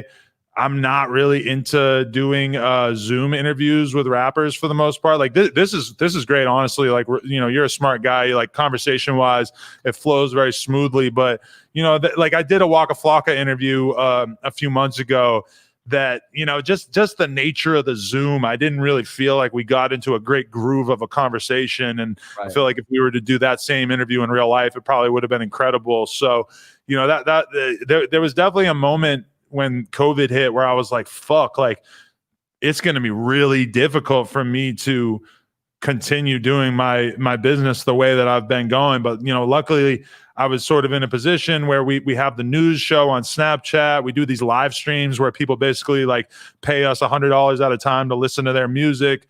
So those kind of things we just sort of like doubled down on and refocused on. And now, I mean, it's, you know, we have a lot of people coming through doing interviews. There's definitely interviews that aren't happening because of COVID, but you know, it hasn't really changed my shit up all that much. I feel super lucky that I didn't get it, or that, you know, 2 of my employees got it and nobody else got it. Right. So that was pretty lucky. Yeah, I would say you know, I most of this do a lot of the ones over kind of this link, Zoom or StreamYards, whatever. And I agree with you. It is better in person. I actually had a studio built during COVID in Miami that is getting done. I haven't been back there, but I look forward to doing it live, because I do think that is you know, it's just something about being in person, right? It's just different. It's nice. It's more but so where are you located most of the time? So I have a place in Miami. My wife's Brazilian, so I spend a fair amount of time in Brazil, and then also I go back to Bimini, like in between Miami and Bimini, and then Canada, because you can't be in the U.S. and stream on right. Party. So I'll be like actually my parents live in Ann Arbor, Michigan, and it's about 30 minutes over the border to Windsor. So like that's where I'm like officially, that's like my real, you know, secondary address. That's where I have all my documents, my lease, everything. And that's like the official, but you have to be anywhere else but the US. So I can be in Canada, I can be in Mexico, I can be in Bimini, you know, Montreal, whatever, just anywhere outside the US. But that's what, you know, for ACR, you're able to play, but you can't play on like the major, you know, Party Poker, Poker Stars, the other sites. You have to be out of the US when you're playing, which is kind of weird, right? You could like have a lease and go over the border. It's the same thing in New York, New Jersey, right? Like guys are playing WSOP and you can't play in New York, but you could go over the bridge and play in New Jersey. It doesn't really make sense, but that's, you know, that's the state of poker we're in. at the moment. Yeah, no, I mean, it's just kind of crazy. Or like I seen somebody say the other day, they're like, "Oh, you should we'll just go down to Mexico for the weekend. We could play some GG tournaments." And I'm just like, Jesus Christ! Like I'm gonna drive 2.5 hours, 3 hours just to sit and play online. Which I mean, listen, I'll tell you what, I was doing this for years since 2015 on Twitch, and it was the same thing. I was sponsored by with Poker Stars and then Party. It's crazy. Like I was traveling. I would literally sometimes have to, like, it's not even the travel. You got to then get your laptop, you get your portable setup, you got your lights, you got your camera, you got the thing, you got to set up. Then the hotel internet sucks. They say they got upload download of 6, but it's really like, 1.2 or 0.8 unsteady. And there's so many times I was in New Zealand. I was supposed to be there for 3 weeks. I got there, I couldn't stream. Australia, internet sucks. Like I've had so many times where I like couldn't stream. If I had like my full desktop, work setup that I have like at home, it would just be so much easier, but it's such a pain in the ass. I mean, it's so annoying for poker how it's set up. But I mean, hopefully the US will get it back here full force in the next couple of years. But you see these states passing, Michigan, Pennsylvania, it's coming, but it's just crazy. But yeah, you can play daily fantasy. You want to play DFS and DraftKings, you can bet your heart out, or bet sports now at a federal level. It's like, and poker's like way more skilled in these games. It's not close. And dude, it's funny when I get really hyped when I see players from outside the US playing on ACR, because for me to play against All In Pav, knowing that he's one of these really good non-US players, seeing him on ACR, it's like I'm having a little like celebrity sighting there, because obviously most of the real killers in poker these days are located in Europe or wherever. Yeah. No, and some of those guys still play exactly like ACR does have some special. They got good events, and you do see it. Pav, actually, good buddy of mine. He's also part of Team Party Poker, and he's a great streamer and really great player. Fun to watch. But yeah, I mean, it is it's different. It's a different game, and with the US and in a different part of the world, it's a shame, because if poker was just like open, all countries, like even now, just Germany got segregated. So now out of the main pool of like Party and Stars, like Germany's not in. There's like different areas just kind of get picked off, and it's like it just makes the liquidity harder. You can't have those guarantees. It's hard to get a $7-10 million guaranteed tournament without having the whole pool. Once you start breaking down by state by state and shit, it's like, what do you really can't really do it. It's just hard. So I have a ton of conversations with people about just making poker better, or how to make great content around poker or whatever. So often that conversation just ends up back at, it's got to be fully legalized and regulated in the US, or else a lot of the things, it would be such a magical thing to have Party Poker and Stars, et cetera, like dumping money into, TV advertising and all these things that they were basically doing. Like when you look at all the stars that were created by ESPN and the WSOP and stuff, I mean, that basically happened because these giant poker sites were incentivized to create content around these guys. And, that's really what I'm hoping for, is just that, with more regulation or over time, that we'll be able to, have those companies working at making poker big again, or great again. Billion-dollar companies, they got a lot of money they're spending in different ways. And I mean, for podcasts in general and advertising, like those are, that's the stuff that's going to come back first if it does happen. So I think it's a good chance. It just it's just kind of, you're 36, I'm 34. I don't know. I'll be playing poker as much. Like as I get older, like the longer it goes, the kind of less excited I am. Right? It's like, am I going to be 40 something and streaming poker, 45 and playing, and will maybe poker be legal and fully then? I don't really know, but it's an interesting topic, and it does seem to be moving the right way. A lot of questions about your tattoos. Tell me about your tattoos. You got a lot. You got sleeves. You got tattoos everywhere. How many do you have? Do you even know? Where did you get your first one? Give me some tattoo info. I have. So the first one was actually there was this straight edge band called Path of Resistance that I had a big ass eagle on my leg that says "True Till Death." I think I had my first drink of alcohol at like 21 or some shit. So I was actually only true for a couple of years after that. But yeah, I don't know. There was a period in my life when I was maybe like 19 or 20 where I just wanted to get tattoos so bad. And I wanted to have sleeves. I wanted to have neck tattoos, etc. I really haven't got that many tattoos over the past few years. Like there's a big part of me that wants to, just do the 15-hour session or the 20-hour session or whatever, and just get my whole back done, get my more stuff done on my legs and whatnot. But Yeah, I don't know. I'm not nearly as excited about tattoos as I was as a young man. I guess I just always was very much drawn towards it, the art side of things. But really, probably a lot of it had to do with like, I grew up going to a lot of hardcore and metal shows and stuff, and it was just a huge percentage of the cool dudes in those environments had shitloads of tattoos. And I mean, I assume that was probably a big part of why I think that a lot of young people are really in kind of like a rush to grow up. And when you get tattoos, it sort of like makes you look like you've been through some shit. And maybe that's why I don't necessarily feel the need to get a lot of tattoos now, having actually been through a lot more shit. But, yeah, I'm definitely going to do it. I think of tattoos at this point. It's kind of like, because I don't do drugs at all, but I would definitely pop a pill if I was going to get tattooed, well, besides weed. But if I was going to get tattooed, that would be a nice excuse for me to get medicated real quick. So I don't know. For sure. And tell me about a little bit about when you grew up in New Hampshire. Or did you move at an early age from there? And what do your parents feel, your family, about sort of your career? For me, poker, my parents are very supportive, but it's sort of out there. It's different. When you say I'm starting a podcast, or I'm doing this, I'm doing, it's not your conventional job or your conventional sort of route. What was your sort of support system growing up? And did you grow up in New Hampshire, or when did you move from there? Yeah, I lived in New Hampshire until I was 19. I'm from Nashua, New Hampshire, which for anyone who's familiar, it's like pretty much the southernmost city in New Hampshire. So it's right by the Massachusetts border, Okay. like half hour, 40 minutes away from Boston.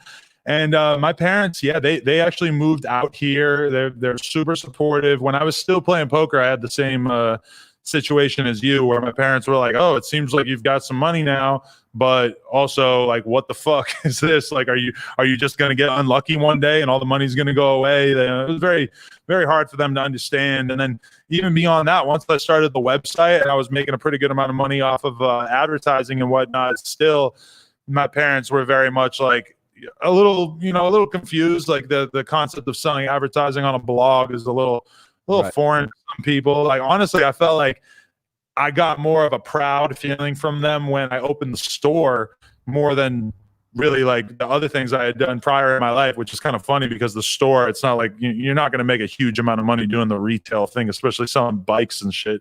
But at this point, I mean, they're super happy. They're really proud of me. And they come here, they're overwhelmed. Like my mom, she almost teared up the first time she went to the store, just witnessing me taking photos with fans, or just, being nice to some kid, or, it's not like I'm fixing their bikes, but, having a conversation with them about their bike, and then, telling the employee to fix it or whatever. But, yeah, Do you get they're recognized? Do you get recognized, like when you go out and you go out to the grocery store to dinner? Do people come up to you a lot, like in general or in your area, or like how would you say that is in terms of notoriety? Obviously, a huge online following, but is that something that you get? What level of sort of recognizability when you go out, would you say you're getting? Yeah, I mean, I would say in Hollywood or in LA, I pretty much can't go anywhere without people recognizing me and talking to me. I feel like the mask thing has helped a lot. But I try to just have a positive attitude about it. Like I did a video with the rapper Blueface the other day, and we went to Walmart, and I mean, he probably, in like the 45 minutes that we were at Walmart, he probably took like 200 photos. Wow. With fans. And that was like a nice reminder that like kind of helped center me of like, this dude's way more famous than you, and he has to take way more photos than you, but look at how good his attitude is about it. So I do feel like there was a time when I was in the store all the time, and I was like, I mean, we're talking about taking like hundreds of selfies every day for years, when I was like really spending a lot of time at the store. And that, I think it slowly kind of started to mess with my ability to sort of like relate to people, or to really have conversations with people, because I felt like everybody that I was meeting either wanted to tell me about their music or they wanted to take a picture. And it just sort of that sort of surface level like interaction like slowly started to like gnaw away at my brain, to the point where I felt like I wasn't really having like quality conversations with random people that I met. And one thing that I've noticed since I shut the store down is that a rapper will come in to do the interview, and I'll end up in like a conversation with his friends or his manager. I'll end up in like a good, healthy conversation with them. So I feel like in some way that's like my brain healing from all those years at the store, where I felt like I kind of got to the point where I just like, I didn't know how to make small talk with random people. And yeah, it was a very weird thing to go through. But in terms of people, you know, recognizing you and stuff like that, I mean, on one hand, you know, I'm protected everywhere I go, I guess you could say. I'm definitely ready for whatever. I'm just,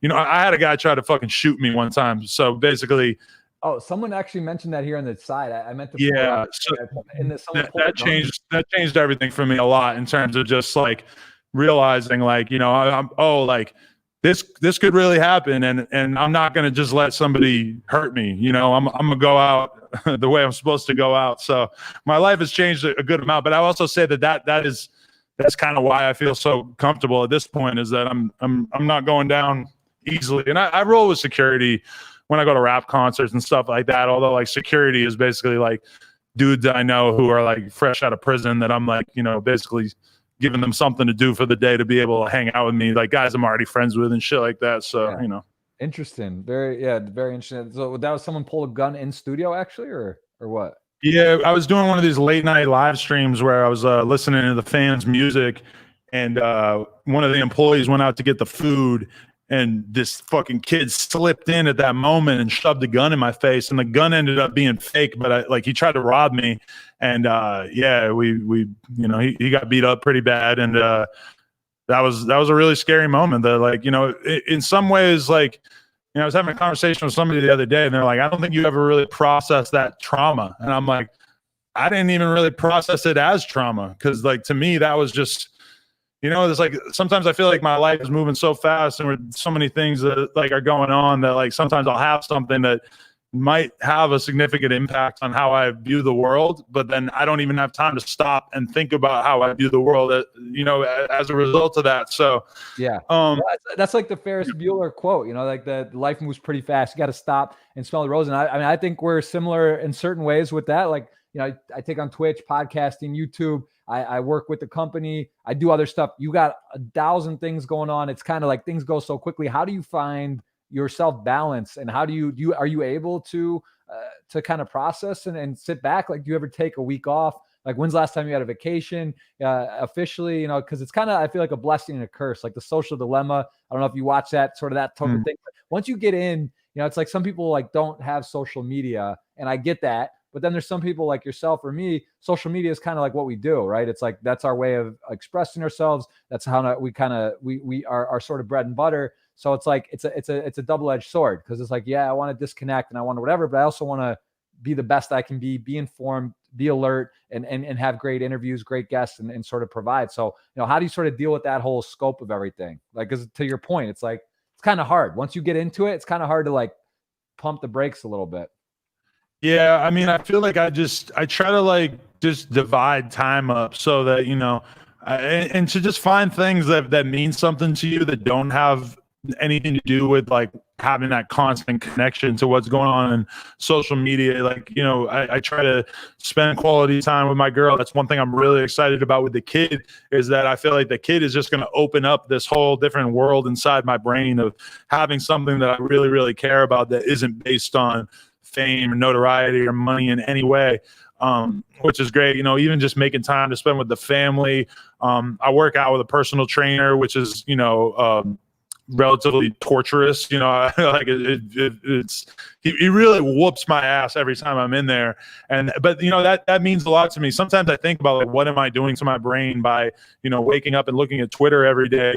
And you know, the thing is like, I could easily just pay attention to the side of Twitter that is like hip hop and you know, maybe poker and stuff like that. Stuff that is like stuff I'm interested in / is useful to my business. Why do I follow all these accounts that talk about Trump 24/7? Like, why do I follow all these accounts that are, you know, I feel like a lot of that paying attention to the news, especially these days, it sort of seeks to terrify you. And I don't know that there's necessarily a lot of EB in knowing about everybody else's terrible experiences that are going on around you. I think like The Social Dilemma definitely helped me to think about all that a bit more clearly. But yeah, I mean, I definitely it's a tough thing to balance of wanting to stay super tapped into the world around you, because if there's some rap news that comes out and I'm a couple hours late on posting it, or if nobody on my staff posts it, I mean, we kind of missed the boat on that. I mean, that's going to be something that everybody else is going to be like more leading the conversation on instead of us. But, you know, at a certain point, you got to kind of separate yourself from it to a certain extent. And I'm always just kind of looking for ways to even something like going hiking for 2-3 hours with my girl, which is not happening right now because she's mega pregnant. But I mean, that's really, really important to me at this point. I would love to be more into like meditation and yoga. I've periodically worked on getting into those over the years, and it's like my body just reacts. It just doesn't want to do it because it's kind of like a pain point to have your head completely clear for even 10 minutes. But I did a 10-day meditation retreat. No phone, no talking, no reading, no. How was that? And that was the craziest shit I ever did. I mean, listen, I don't do, you know, I'm not into drugs myself, but I've been to Burning Man twice. That's actually, well, 3 times. I actually met my wife walking by in the middle of Burning Man, which is pretty cool. But like, I can only relate it to an experience I had there with the like your brain. I mean, you flash back your whole life. Like you can see everything. You're just totally cleared. It's like being on a psychedelic by the end of it. It's really hard to explain, but there's like 2 or 3 day ones as well, which I think would probably be, I would have, if I could do it again, I would have probably done that instead. And now, I mean, this was like right before, this actually inspired me. I had a lot of ideas. Like I wrote poems and wrote like all this stuff down of what I was thinking. And then I started a YouTube channel when I came out, and it kind of like got me into, you know, recentered and refocused and gave me a lot of good ideas. But, you know, that was a stretch. I don't think I could do it now. Like I can't imagine yourself going off the line for 10 days, like of anything. And especially once you have kids and like all this stuff, it's almost impossible, or at least like newborn kids. But yeah, I mean, it's interesting. I would say it's called Vipassana, and they have them in California. I did one just outside of, Dallas, Texas, maybe 20 minutes out, but it's very interesting. I would love to do that because I'm a huge fan of Sam Harris, the author and podcaster, and he talks about meditation a lot, and I find myself like sort of avoiding his like meditation content because I know that that's something that would be a real challenge for me to do. But yeah, I think doing a 2 or 3 day one, probably not the ideal time with the baby and whatnot, but that's definitely something that I would like to do at some point. Yeah. Yeah, it's something to jot down. I know you gotta get going here. It's some great questions. Want to take a few more, and just any point more. What about the best interview or most like the person you've enjoyed, or just sort of the interview that you thought went the best? Give me a couple that were just like really great overall that really stand out to you in terms of some interviews or podcasts you've done. I got to work on my answers to that question because the XXXTentacion interview has always stood out to me as the biggest interview that I did that changed my life the most, that changed his life the most, and probably moved the most people, which is like those are the metrics that I tend to sort of judge my podcast on, is like how much of an impact do they have. But man, I've done so many conversations on camera, you know, even interviewing somebody like Casey Neistat, who was a huge influence on me to start vlogging. And you know, really has like a more evolved thought process on creating content than almost anybody that I've ever spoken to. That was a huge honor for me right there. But there's been a lot of them over the years. Shit, like even, you know, all the people who've passed, like, you know, I had Juice WRLD on, did one of his first interviews. That was, you know, losing him was incredibly hard. That was an amazing one. Shit, Lil Peep, rest in peace. You know, I didn't actually get to do a Pop Smoke interview. We lost him this year. You know, even like the Gary Vee one, there's a lot of interviews where you can kind of tell that I'm sort of like mining their brain for information about how I want to run my business or what I want to do in life in general. And like, you know, a lot of those are the best podcasts, I think, is when you're really talking to somebody that you're sort of like actively learning and taking advice from on the fly. Whereas, you know, a lot of my rapper interviews are more like me just really trying to learn about them, but then ultimately that learning doesn't necessarily impact my life that much since I'm not trying to be a rapper. A lot of times the businessmen and the grown ass people that I interview, even somebody like Master P, like just Ghostface Killah, like that was an amazing one for me as a kid who just grew up worshiping him, you know?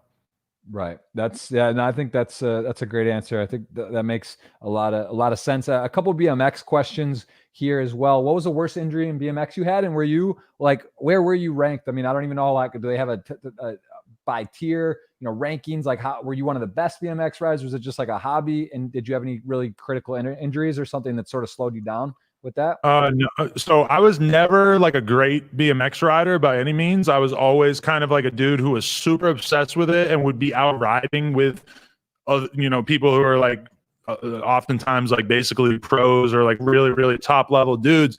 But I mean, I was never like a great BMX rider by any means. So that is, it kind of stands out to me now when I think about it, that is kind of out of the ordinary. Normally people get into something like, it would be out of the ordinary to see somebody who was mega into poker for like 10 or 15 years, but didn't ever demonstrate like an ability to be a poker pro, right? I was kind of like that with BMX, but I got into filming and I got into writing about BMX fairly early on. So when I started the website, that just sort of made sense. Like it was like all the pieces sort of filled in. I'm like, oh, I was never going to be a top pro. I just never physically was really like that guy, but I found my niche pretty early on by like 21 or 22, which was it was good to find that and good for me to realize like, oh, you could be ridiculously obsessed with something without necessarily having to be Michael Jordan. You could be the guy who writes about Michael Jordan, and that's still a valid career path that could take you very far.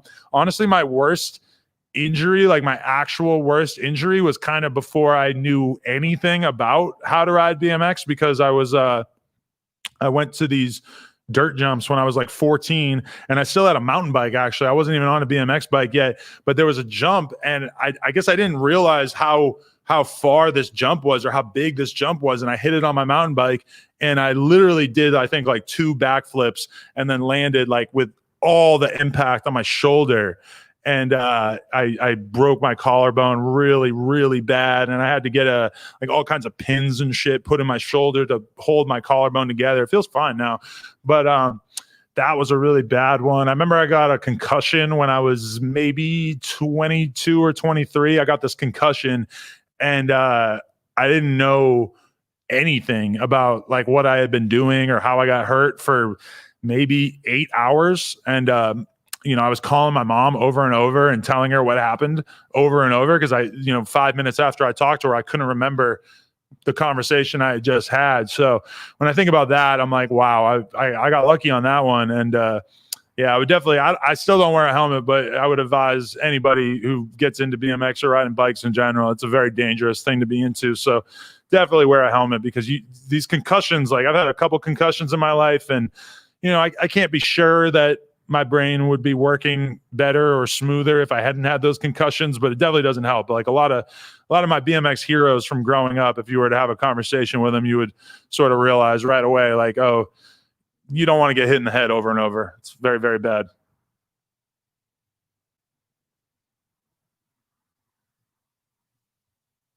Ooh, I can't hear him right now.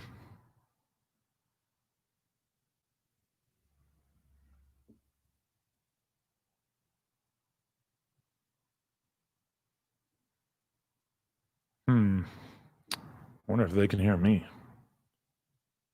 Oh shit. My boy got his Instagram account back. That's crazy. He's not even a rapper or anything. Just like a dude. He lost his Instagram for a period of time. I wonder what is actually happening here. Also, I wonder if they can hear me.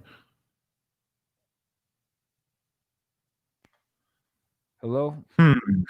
Yo. What's up, man? That was crazy. The whole fucking thing went off. Everything just power, just the computer just shot out.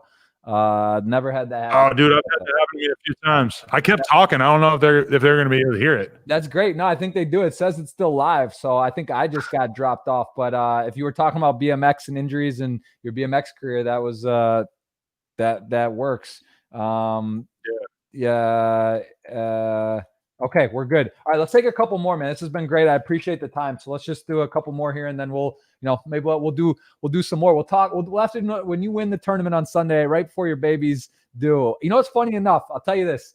One of my most key tournament wins ever was ACR it was December 2016, 2 days before I got married, and I was in Brazil, and I played 25 hours straight because the time zone's 3 hours different than normal. So I played $1 million guaranteed, $500 buy-in. Started at 7 p.m. Brazil time, but it was 4 p.m. Eastern.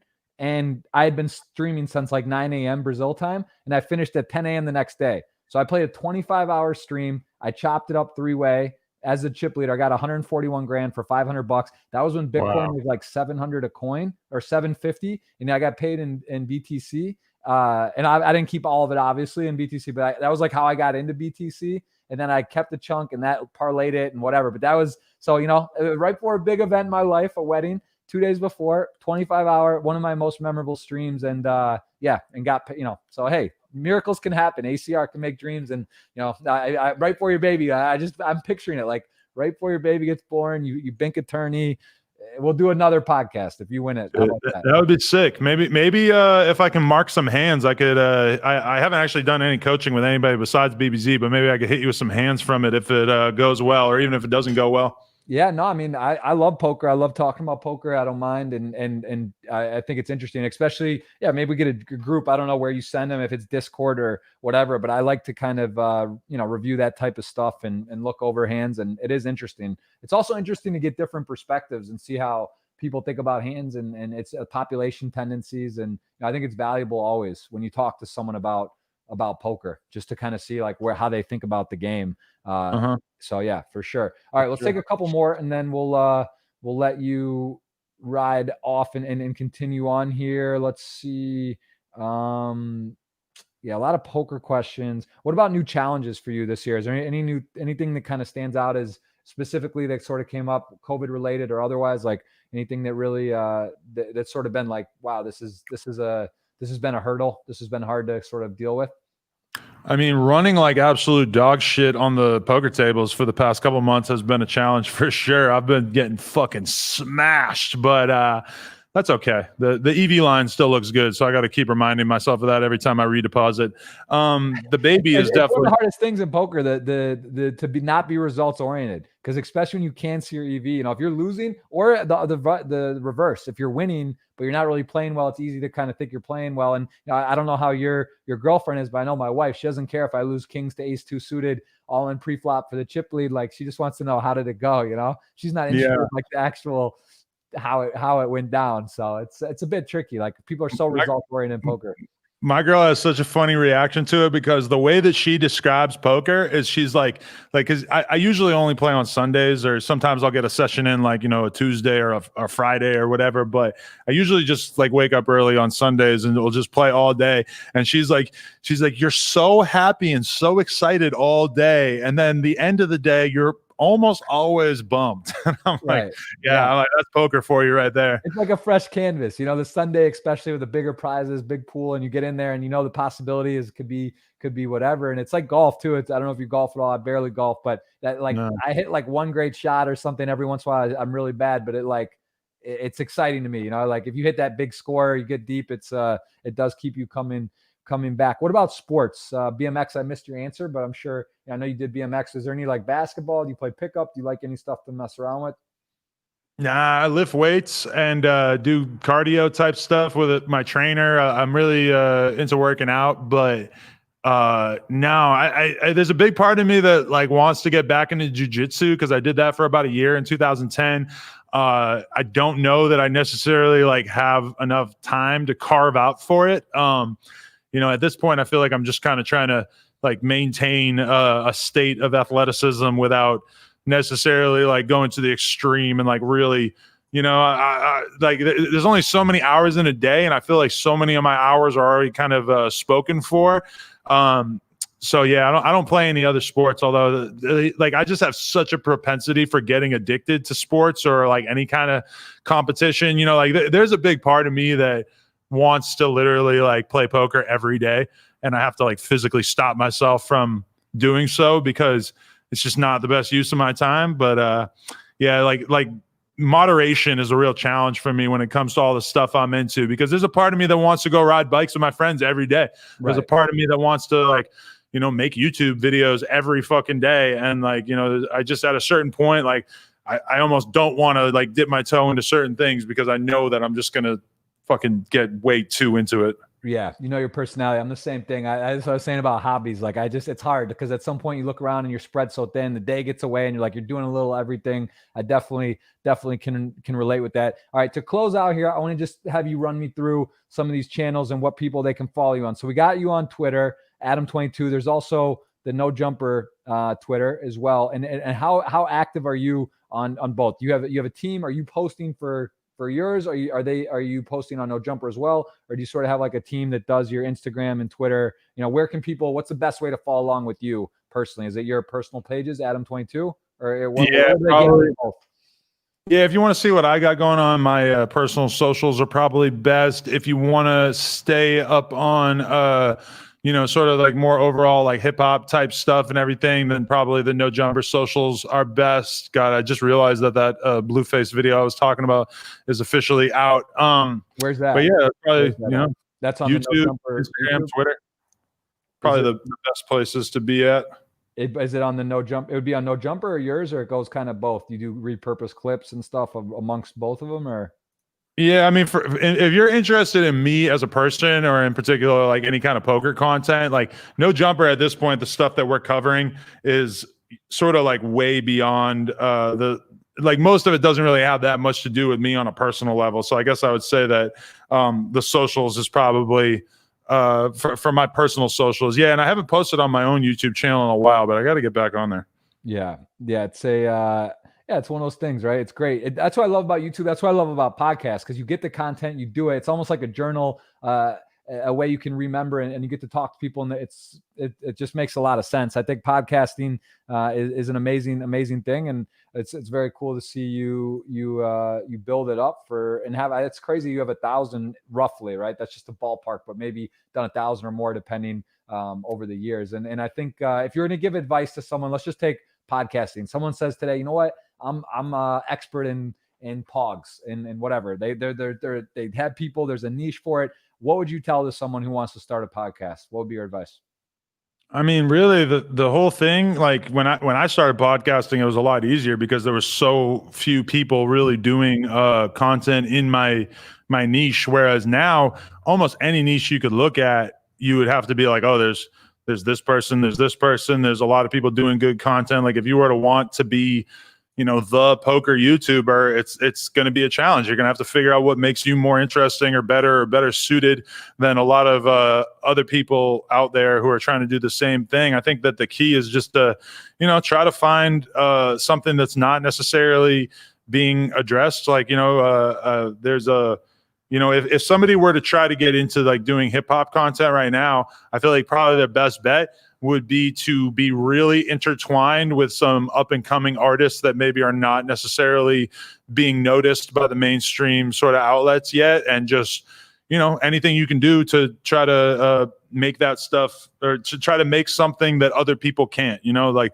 I see a lot of people who want to do rap interviews, and they do interviews, and their interviews are not really any different or better than mine. And that kind of just stands out to me as like, that guy's not going to necessarily probably be able to carve something out for himself unless he's able to figure out something that would make him different. So I think that's really what it's about, is like just finding something essential that the world kind of needs or wants, and finding a way to be the person bringing that to the table. And what would you, so rap is your primary podcast focus. If you were, do you see, what about like sports, or you said you dabbled, you've mentioned some other names and people across different types of industries. What would be, if you were to say like a strong second, or something that you would be like, all right, I like this, and this is interesting to me, I would like to do more of these type of interviews. Which genre do you think you would be interested in diving into more?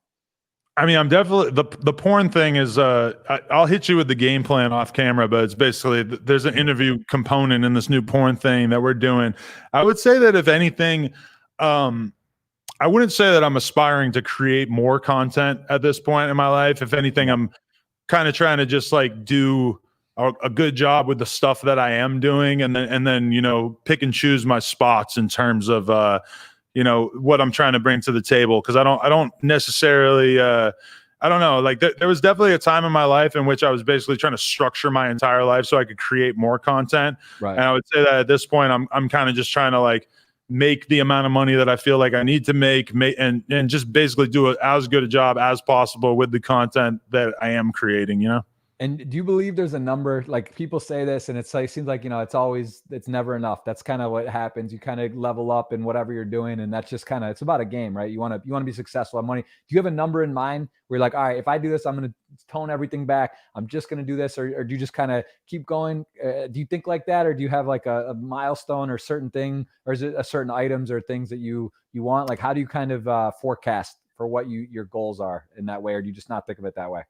That I think that's a big part of why I like what I'm doing, is that I feel like if I, hit the fucking $10 million first place tournament score or some shit tomorrow, I don't think I would turn down any of the interviews that I've done in the past few months. I feel like I'm doing stuff for the right reason at this point. I've definitely, there's been times where I felt like I wasn't necessarily doing stuff for the right reason, and maybe was, doing content or doing interviews that I didn't necessarily want to do just because I knew that they were going to get views. And, that's always going to kind of be a concern. But, at this point, I feel like if I were to just hit this like ridiculous score and just have like an absurd amount of money, that it probably wouldn't really change much.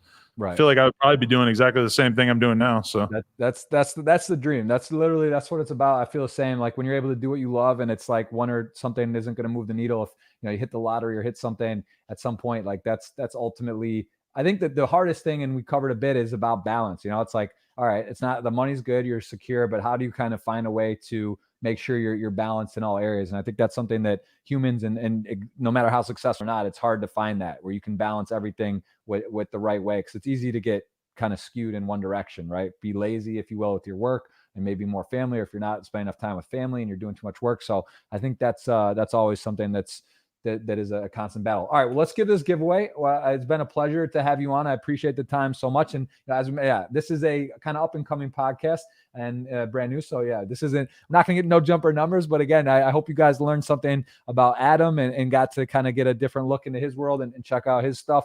And let's do the giveaway here. So you ready? We're going to give away a $109 ticket, and that's not nothing, man. 109 can turn into a nice parlay. So let's do that. And again, if you want to buy a piece of Adam, he does have action up. You can go to StakeKings.com. I sell action on here. Adam's on there, and looks like you got a little. Yeah, you got a little more left. So there's still availability. I might just grab it if it doesn't sell out. I've already got 8.5%, but I'm happy with that. I feel like that's a good bet. And I'll be happy when you bank it right before your baby. That's an honor. If I were to go deep in that, and fucking I had Jeff Gross sweating my tournament run, if I had Jeff Gross sweating my final table run, that would be, I don't even know what I would do. That would be so. You can guarantee that. I'll be there. Trust me. I might be streaming myself, but I'll have you in multi-Twitch, or I'll have it on the side. I'm going to be watching on Sunday. I'm just curious. I'm just waiting. I got a feeling. I think the baby. I got a feeling within like 24 to 36 hours of when the tournament is, it's going to happen. So I'm just curious on that. That would make history if you had to like leave the tournament, or you're on your mobile driving, playing and having to go to the hospital. But enjoy the tournament. That's a fun one. We got action and we got this giveaway. So let's roll this. You tell me when. Someone's going to get a $109 ticket, and we're gonna just roll it right away. You just tell me when. Okay. Send it. Send it in. Someone's got a $109 ticket coming. Adam, I really do appreciate it. Anything you want to close with? Anything, guests coming up? Anything in this week, the next few days you got that you said you got something you can't really share, but something exciting so people can keep an eye on? What about like next guests or anything that you're looking forward to in the next coming days? I guess just keep an eye on No Jumper or whatever. We're always pumping out content. I just want to send a shout out to any poker players who watch this. I love when people hit me up in the DMs and tell me like, yo, I'm so-and-so on ACR. I play against you all the time.